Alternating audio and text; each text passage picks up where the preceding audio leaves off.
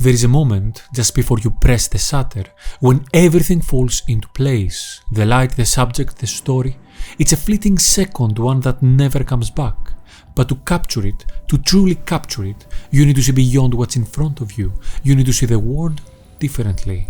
Sometimes it's not about the gear, it's about the vision, the patience, the courage to step closer or to take a step back.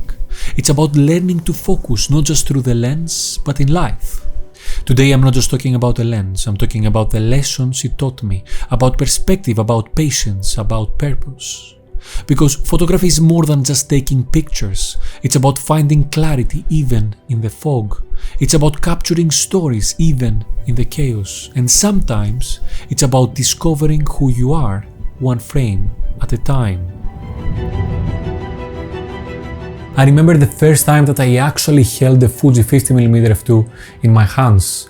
It felt solid, compact, and strangely reassuring. I didn't know it then, but this little piece of glass and metal would teach me more about photography and about myself that I could have ever expected. You see, at first glance, this is just a lens, just a tool. 50mm on a crop sensor give you that classic 75mm field of view. A focal length that lets you see a little further, compress the scene a little bit more, and create that cinematic bokeh that we all secretly crave. Although this is a long focal length, this lens is actually versatile, perfect for street photography, candid portraits, and of course detailed shots. But beyond the specs, this lens became a reminder that sometimes the most unassuming things can bring out the best in us.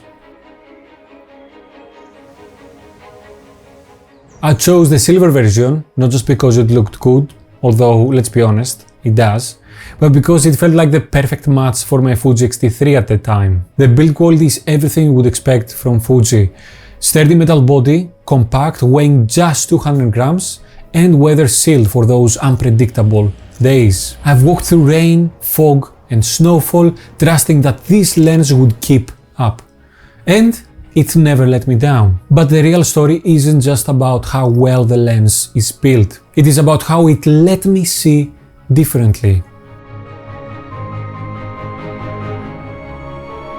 The first time I shot with it, I was struck by its sharpness, edge-to-edge clarity, even when shooting wide open at f2. But it wasn't just about the technical sharpness, it was how it cut through my own hesitation and how it forced me to be more intentional. With 75mm you can't just point and shoot, you have to take a step back, compose your shot, find the story within your frame and then shoot. It taught me to be patient, it taught me to wait for the right moment. And in photography, as in life, timing is everything. I remember one evening when I was shooting in heavy fog with this lens. The world around me felt so surreal, like walking through a dream. The lens struggled to focus a bit, but I didn't mind.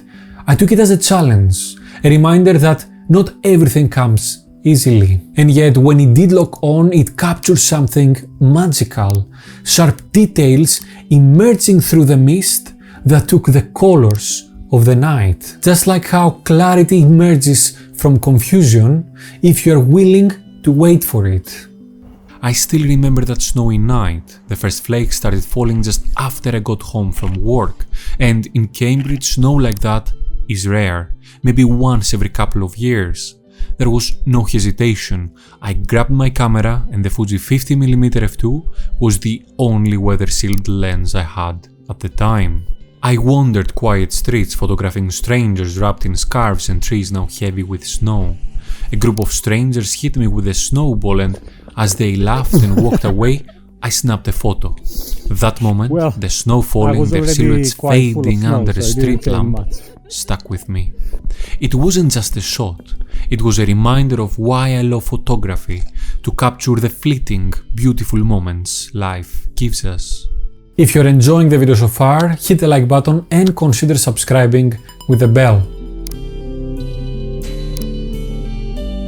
The bokeh is beautiful. It isolates subjects effortlessly, creating that dreamy separation without being too imposing to the photo. But for me, it became a metaphor for focus. In a world full of distractions, the Fuji 50mm f2 taught me to zero in on what matters, to blur out the noise, to keep my eyes on the prize, whether that's the perfect shot or a personal goal.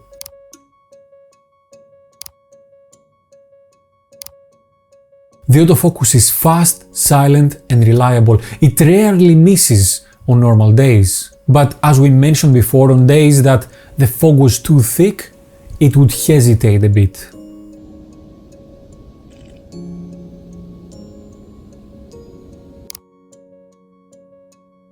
But here is a kicker about this lens. This is probably one of the most affordable Fuji lenses in this range. Sure, there are other options out there, faster lenses with more expensive glass, but none of them offer the same balance between price, performance and portability. And this made me realize that sometimes the best choices are not the flashiest or the most expensive. The best choice for me out there is the one that suits me, the one that resonates with my style and my purpose. Having said that, there is one lens out there that I'm currently testing around the same focal length that might be as inspiring as this one. I'm talking about the Viltrox 56mm f1.7, but we're going to see them side by side in a future video very soon.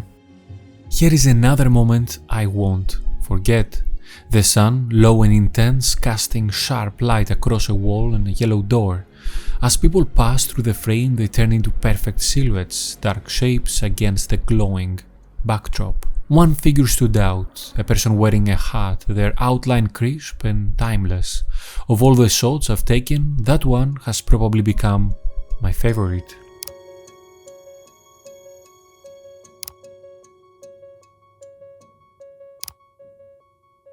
As mentioned before, this lens is versatile.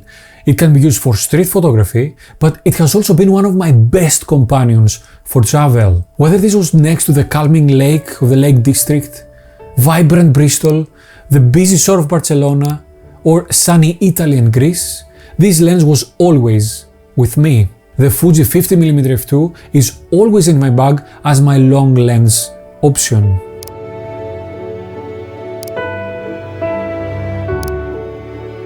So is it worth buying the Fuji 50mm f2 in 2025? In my opinion, if you're looking for technical perfections, maybe there are other options out there. But if you're looking for a companion, a balanced option that can technically do everything well, it will inspire you to shoot and it won't break the bank, then maybe yes. For me, it's worth every penny. If this video inspired you, hit the like button, and if you're on your own photographic journey, subscribe and let's grow together. Now, if you want to know how by changing different focal lengths I became a better photographer, click and watch this video next. That was all for today, guys. Thank you very much for watching. Until next time, I will see you on the streets. Bye bye.